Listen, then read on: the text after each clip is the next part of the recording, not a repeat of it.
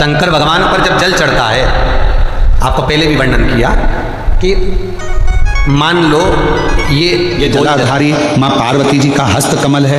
ये सामने से जो जल बहता है, राइट में गणेश है, लेफ्ट में कार्तिकेय हैं, बीच में अशोक सुंदरी है। शिव जी के ऊपर जो बूंद बूंद पानी टपक रहा है वो शिव जी की 5 लड़कियां जया, विषहरा, शामली बारी, दौतली, देव स्थान पर चढ़ाइए। फिर अशोक सुंदरी की जगह चढ़ाइए।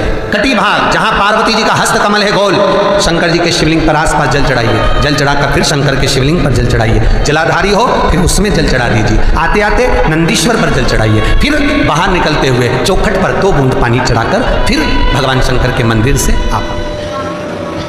शंकर भगवान के मंदिर में लोग जल चढ़ाने के लिए जाते हैं। शिव जी के मंदिर में लोग जल चढ़ाने जाते हैं। आप लोग जाते हैं कि नहीं जाते? जम के तो बोलो, जाते हैं। ठीक है। शिव जी के मंदिर में यदि आप जल चढ़ाने के लिए जाते हो और आपने अगर शिव महापुराण की कथा को सुन रखा, पूरा की पूरा स्थान जो समझ गया, वो शिव मंदिर में जाकर ना गणेश जी को ढूंढता है, ना कार्तिकेय को ढूंढता है, ना पार्वती को ढूंढता है। ढूंढेगा क्या? जम के बोलो जरा। ना वो कार्तिकेय को ढूंढ रहा है, ना वो श्री गणेश जी को ढूंढ रहा है, ना वो पार्वती को ढूंढ रहा है। अब जिसके दिल में ही शिव नहीं बसा है, जो भगवान शंकर को जान ही नहीं पाया, वो मंदिर में जाकर क्या करता है? 1 लोटा पानी लेगा, शंकर जी पे भी चढ़ा देगा, उसी पानी में से गणेश जी को भी चढ़ा देगा, उसी पानी में से पार्वती जी को भी चढ़ा देगा, उसी पानी में से कार्तिकेय जी को भी चढ़ा देगा। अरे भैया, अगर शिव महापुराण की कथा सुनी है तो शंकर की कथा में आता है जहां शिवलिंग है, जहां शंकर विराजमान है, वहां जल पूर्ण समर्पित कर दो, सारे देवताओं में अपने आप पहुंच जाता है। उसको देना जल नहीं चढ़ाना, गणेश जी को अलग से जल नहीं चढ़ाना। किसी भी मूर्ति पर शिव को जल चढ़ाने जाओ तो अलग से किसी मूर्ति पर जल मत चढ़ाओ, ना पार्वती जी को, ना गणेश जी को, ना कार्तिकेय जी को। अगर जल चढ़ाना है तो केवल देव अधिदेव महादेव पर चढ़ाओ, वो जल सारे देवताओं तक अपने आप पहुंच जाएगा। उसको पहुंचाने की जरूरत। और सरल भाषा में समझ लो, तुम्हारे घर में तुलसी का पौधा है? हाथ उठाओ जरा, किस किस के यहाँ? सब लोग रख लो। ठीक है, रखो। तुलसी के पौधे में पानी कौन कौन देता है? सब देते हो? ठीक है। पत्ते पे देते हो क्या? नहीं। डाली पर देते हो क्या? नहीं। मंजरी पर देते हो क्या?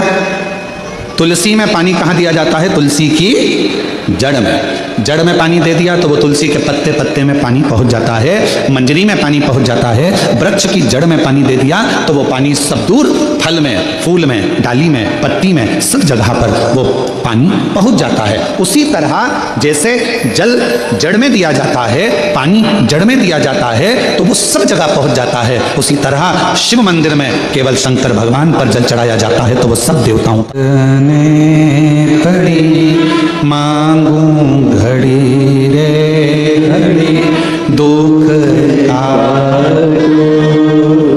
दया दर्शन शंभु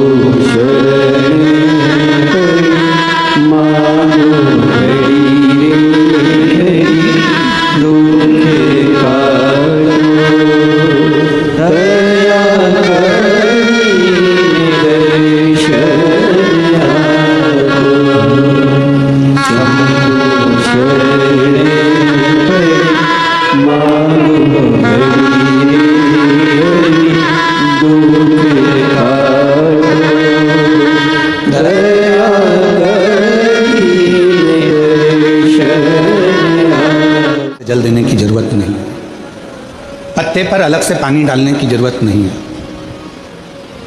डाली में अलग से जल देने की जरूरत नहीं है। केवल जड़ में पानी दीजिए, फूल में, पत्ती में, फल में, सब जगह पर वो पानी पहुंच जाता है।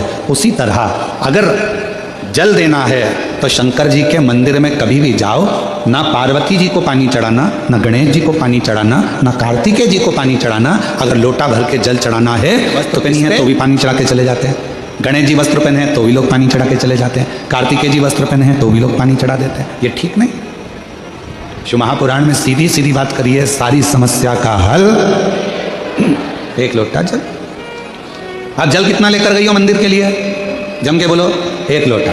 अब सियोर वाला महाराज कह रहा है कि 1 लोटा जल सारी समस्या का हल को चढ़ा दिया, गणेश जी को चढ़ा दिया, कार्तिकेय को चढ़ा दिया, और फिर शिव जी को जल चढ़ा रही है, या शंकर जी को चढ़ाने के बाद थोड़ा सा बचा कर इधर भी चढ़ा दूं, उधर भी चढ़ा दूं, उधर भी चढ़ा दूं, मन में रख लिया बचा कर। शिव की आराधना किसको कहते हैं?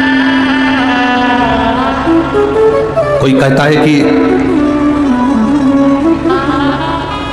क्यों भटक रहे हो, क्यों जा रहे हो यहाँ वहाँ? हम कहते हैं तुम भटको भी मत, कहीं मत जाओ। तुम्हारे घर के नज़दीक में जो शंकर का शिवालय हो, तुम्हारे घर के नज़दीक में जो शंकर का मंदिर हो, शिव मंदिर हो, शिवालय हो, उस शिवालय में जाकर 1 लोटा जल प्रतिदिन चढ़ाना प्रारंभ करो।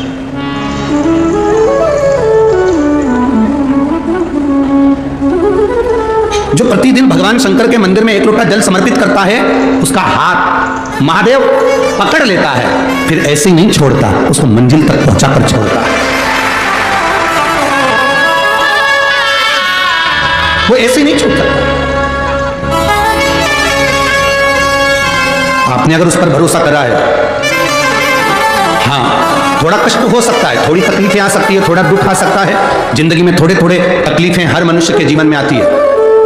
कोई संत, कोई साधु, कोई गुरु, कोई ब्राह्मण, कोई बहुत बहुत बड़ा महाराज भी अगर तुमको कह दे कि उसकी जिंदगी में दुख नहीं है, तो समझ लेना कि झूठ बोल रहा। मेरे राम जी महाराज भी इस पृथ्वी पर जन्मे तो उनकी जिंदगी में भी दुख आया, मेरे भगवान कृष्ण भी इस पृथ्वी पर जन्मे तो उनकी जिंदगी में भी दुख आया। केवल एक है, राम जी जहां रुकते थे वहां शंकर भगवान के शिवलिंग की स्थापना करते थे, पूजन करते थे, और वहां से फिर आगे बढ़ते थे, फिर आगे बढ़ते थे, फिर आगे बढ़ते थे। बिना शंकर की आराधना के, बिना शंकर भगवान को 1 लोटा जल चढ़ाए बिना मेरे राम जी महाराज आगे बढ़ते ही नहीं थे। भगवान कृष्ण के जीवन का चरित्र उठाकर देखो, मेरे ठाकुर जी का नियम था 1 लोटा जल चढ़ाए बिना कृष्ण आगे बढ़ते नहीं थे। श्री दशरथ जी महाराज के जीवन चरित्र को उठाकर देखिए, सूर्य नारायण भगवान को जल और शंकर भगवान को जल चढ़ाए बिना दशरथ जी महाराज आगे बढ़ते नहीं थे। श्री जनक जी महाराज के चरित्र को उठाकर देखिए, 1 लोटा जल चढ़ाए बिना जनक जी महाराज अपनी सभा में नहीं जाते थे।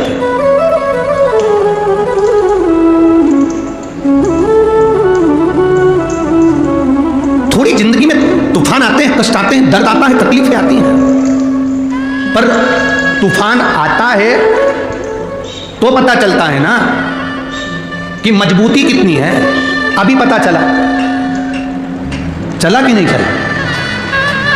अरे बोलो तो जम के, पता चला ना कि मजबूती कितनी है। ये हवा चलती है, तूफान आता है, तब पता चलता है मजबूती कितनी है। उसी तरह दूसरे धर्म के लोग तुम्हें डिगाने के लिए आगे बढ़ते हैं। प्रदीप मिश्रा जी इस वीडियो में बता रहे हैं कि जल चढ़ाने की विधि क्या है, शिवलिंग पर जाकर जल कैसे चढ़ानी चाहिए। आप लोग इस वीडियो को सुन रहे हैं, अगर आपको ये पसंद आए तो कमेंट में जरूर। हर हर महादेव।